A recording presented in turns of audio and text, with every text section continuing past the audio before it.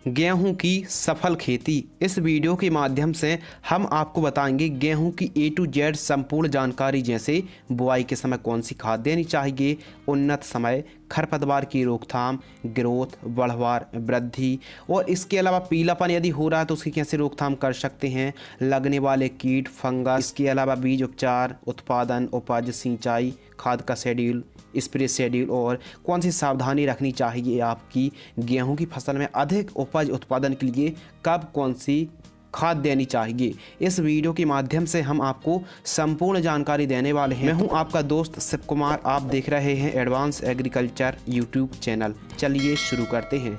सबसे पहले बात करते हैं उन्नत समय।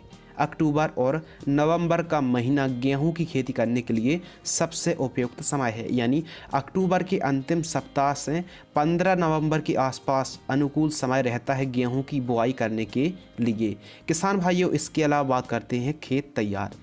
खेत तैयार, आप गोबर की खाद को 2 से 3 ट्राली गोबर की खाद को बिखेर कर हल्की गहरी जुताई कराइए और रोटोवेटर से खेत को समतल और मिट्टी को भुरभुरी करा लीजिए। इसके अलावा बात करते हैं उन्नत किस्मों के बारे में। तो अलग अलग राज्यों में थोड़ा सा एरिया के हिसाब से, मिट्टी के हिसाब से, अर्ली फार्मिंग के हिसाब से, लेट फार्मिंग के हिसाब से भी वैरायटी अलग अलग होती हैं। जैसे वेस्ट जो वैरायटी हैं HI की पूसा तेजस, जिसका उपज उत्पादन है 24 से 25 क्विंटल प्रति एकड़ की दर से। इसके अलावा 8663 पोषण के नाम से भी जो आती है, लगभग 23 क्विंटल प्रति एकड़ की दर से उत्पादन होता है। और इसके अलावा श्री राम की 303, 463 और 322 वैरायटी भी बढ़िया वैरायटी हैं। हम आपको बता दें कि 303 वैरायटी का उपज उत्पादन काफ़ी अच्छा है। यदि आप बेचने के उद्देश्य से गेहूं की खेती कर रहे हैं तो पूसा तेजस और 8663 जैसी वैरायटी को लगा सकते हैं। यदि आप खाने के उद्देश्य से बुआई कर रहे हैं तो श्री राम की 303 वैरायटी लगा सकते हैं, बुआई कर सकते हैं। और जो आपके एरिया में बढ़िया वैरायटी हो आप उसका चयन कर सकते हैं। बात करते हैं प्रति एकड़ सीड्स। तो 1 एकड़ में 50 किलोग्राम से कि 60 किलोग्राम बीज पर्याप्त होता है 1 एकड़ के लिए। कुछ वैरायटी होती हैं जो 50 किलोग्राम काफ़ी होता है 1 एकड़ में, थोड़ा सा वैरायटी पर भी निर्भर करता है, लेकिन 50 से 60 किलोग्राम 1 एकड़ के लिए काफ़ी होता है। और कई स्थानों में तो किसान भाई 70 किलोग्राम तक प्रति एकड़ की दर से बुआई करते हैं। बीज उपचार करने से अंकुरण सही होता है, स्वस्थ ग्रोथ होता है। तो गेहूं की खेती में कम से कम लागत पर आप अधिक से अधिक मुनाफा कैसे ले सकते हैं। देखिए, बीज उपचार करें आप रेडोमल गोल्ड फंगीसाइड से। 1 किलोग्राम बीजों को 2 ग्राम रेडोमल गोल्ड से बीजों को उपचारित आपको जरूर करना चाहिए। इसके अलावा किसान भाइयों, बात करते हैं बुआई के समय खाद, जो सबसे ज़्यादा महत्वपूर्ण है। बुआई के समय आपको कौन कौन सी खाद देनी है, कृपया ध्यान से सुनिए। जब आप बुआई कर रहे हो तो DAP लगभग 30 किलोग्राम, इसके अलावा single super phosphate 50 kilogram, MOP muriate of potash 20 kilogram और यूरिया 25 किलोग्राम, इन सभी को मिक्स करके बुआई के समय आप इस्तेमाल करना है, बुआई के समय यूज करना है। किसान भाइयों, बात करते हैं डिस्टेंस। पौधे से पौधे की दूरी यानी सीड्स से सीड्स डिस्टेंस रखना है 4 से 5 सेंटीमीटर और लाइन से लाइन का डिस्टेंस रखना है 7 से 8 इंच और गहराई हमको करनी है लगभग 4 से 5 सेंटीमीटर गहरी हमको बुआई करनी चाहिए। इसके अलावा बात करते हैं बुआई की विधि। तो हाथ से भी बुआई करते हैं और सीडरल से भी बुआई की जाती है, तो आप सीडरल से सीधी सबसे बेस्ट है बुआई करें। इसके अलावा बात करते हैं सिंचाई। तो गेहूं की फसल पर पहली सिंचाई आपको बुआई से जस्ट बाद कर देना है और फिर 12 से 15 दिनों की अंतराल पर आप 15-15 दिनों की अंतराल पर सिंचाई करना चाहिए। गेहूं की फसल पर मिट्टी पर निर्भर करता है कितनी सिंचाई लगेंगी। नॉर्मली देखा जाए तो 5 से 6 सिंचाई की आवश्यकता पड़ती है। किसान भाइयों, बात करते हैं खरपतवार नियंत्रण। तो बुआई के 24 घंटे के अंदर खाली खेत में ही आप पेंडामेथलिन 30% EC को 1 लीटर 200 लीटर पानी में मिक्स करके स्प्रे कर सकते हैं खाली खेत में।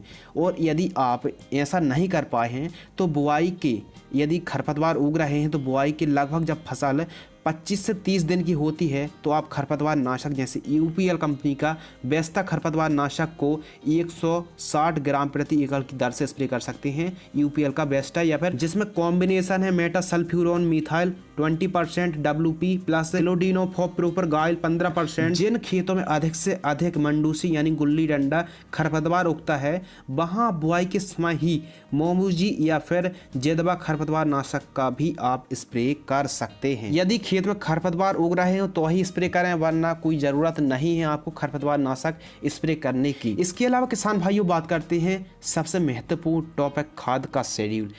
तो पहली खाद बुआई से पहली खाद आपको देनी है जब आपकी फसल 25 से 30 दिन की होती है, तो आपको 45 किलोग्राम यूरिया और उसके साथ 5 किलोग्राम माइक्रो न्यूट्रिएंट्स युक्त खाद को प्रति एकड़ जड़ों के पास देकर सिंचाई आपको कर देनी है, पहली खाद देनी है। दूसरी खाद जब बुआई से गेहूं की फसल 50 से 55 दिन की होती है तो 1 बोरी यूरिया, इसके अलावा 5 से 6 किलोग्राम इफ्को कंपनी की सागरिका दानेदार को, इन दोनों को जड़ों के पास देकर सिंचाई कर दीजिए। इन दोनों डोज को आप दीजिए, बहुत ही बेहतरीन आपको रिजल्ट और परिणाम देखने के लिए मिलेंगे। किसान भाइयों इसके अलावा बात करते हैं स्प्रे शेड्यूल। तो केवल गेहूं की फसल पर एक स्प्रे की ज़रूरत है। जैसे कीट आते हैं माहू, चैंपा, और इसके अलावा फंगस आते हैं, रस्ट आता है, लूज स्मट्स आता है, कर्नल बंट आता है और पीला रतुआ और सकिंग पेस्ट जैसे रस चूसने वाले कीटों का भी प्रकोप देखने के लिए मिलता है। प्रोपिकोनोजोल 25%, ईसी को 200 ml और उसी के साथ आपको लेना है क्लोरपायरिफास 50% प्लस साइपरमेथ्रिन 5%, ईसी को 350 ml। इन दोनों को मिक्स करके 150 लीटर पानी में मिक्स करके स्प्रे करना है। जब गेहूं की फसल 45 से 55 दिन के बीच की होती है तब आप स्प्रे कर सकते हैं। किसान भाइयों बात करते हैं अगले टॉपिक के बारे में, PGR यानी प्लांट ग्रोथ रेगुलेटर। गेहूं में प्लांट ग्रोथ रेगुलेटर क्यों स्प्रे करना चाहिए, क्यों ज़रूरी है? गेहूं की फसल पर प्लांट ग्रोथ रेगुलेटर स्प्रे करने से गेहूं ज़रूरत से ज़्यादा हाइट नहीं होती है और गेहूं ना ही गिरती है और बालियों की लंबाई ठीक तरीके से होती है। तो उसके लिए सबसे बेस्ट है मेपिक्वाड क्लोराइड 5% को आप स्प्रे कर सकते हैं। बालियां निकलते समय आपको जैसे घरडा कंपनी का चमत्कार आता है 200 ml 150 लीटर पानी पर आपको मिक्स करके स्प्रे कर देना है। अगर आप चाहते हैं कि जब बालियां आपकी निकल रही होती हैं तो आप मेपिक्वाड क्लोराइड यानी घरडा की चमत्कार के साथ आप B20 बोरॉन 20% को 100 ग्राम, इन दोनों को मिक्स करके प्रति एकड़ 150 लीटर पानी में मिक्स करके स्प्रे आप कर सकते हैं। आइए जानते हैं गेहूं में पीलापन दूर करने के सरल उपाय। यदि जो हमने खाद का शेड्यूल बताया है और हमारे किसान भाई खाद देने के बाद भी पीलापन दूर नहीं होता है, गेहूं में पीलापन नज़र आता है, तो उसके लिए आप वाटर सेल्युबल घुलनशील खाद NPK का स्प्रे कर सकते हैं। जब आपकी फसल लगभग 40वें दिन की होती है तो आप NPK 19-19-19 घुलनशील खाद 500 से 700 ग्राम प्रति एकड़ की दर से स्प्रे करना है। और जब आपकी फसल बालियां निकल रही होती हैं तब आप 05234 को 1 किलोग्राम 1 एकड़ की दर से स्प्रे आप कर सकते हैं। यह ऑप्शनल है, यदि आप चाहें तो ही स्प्रे करें, वरना यदि पीलापन नहीं है तो कोई ज़रूरत नहीं है NPK स्प्रे करने की। बात करते हैं किसान भाइयों गेहूं का जीवन चक्र। तो यह वैरायटी पे निर्भर करता है कि कौन सी वैरायटी, कुछ अर्ली वैरायटी होती हैं, कुछ लेट वैरायटी होती हैं, लेकिन हाँ जीवन जो चक्र है लगभग 4 महीने के आसपास हमारी गेहूं की फसल पककर तैयार हो जाती है। किसान भाइयों बात करते हैं उपज उत्पादन और प्रोडक्शन के बारे में। तो गेहूं का उपज उत्पादन अगर वैरायटी पर निर्भर करता है, मिट्टी पर निर्भर करता है और सिंचाई और खाद के डोज पर निर्भर करता है। 24 से 26 क्विंटल के आसपास प्रति एकड़ की दर से उत्पादन होता है और कई स्थानों पर लगभग 18, 19 और 20 क्विंटल की दर से उत्पादन होता है। तो कई इलाकों में लगभग 24 से 25 और 26 क्विंटल के आसपास प्रति एकड़ की दर से गेहूं का उत्पादन देखने के लिए मिलता है। बात कर लेते हैं खर्च के बारे में। तो हमारे किसान भाइयों को बहुत ही अच्छे तरीके से पता है कि 1 एकड़ में कितनी लागत लग जाती है गेहूं की, क्योंकि इसमें जैसे जुताई का खर्च, खाद का, स्प्रे का, बुआई, इसके अलावा कटाई, खरपतवार नाशक और भी अन्य खर्च लगते हैं। तो खर्च बताने की कोई भी ज़रूरत नहीं है।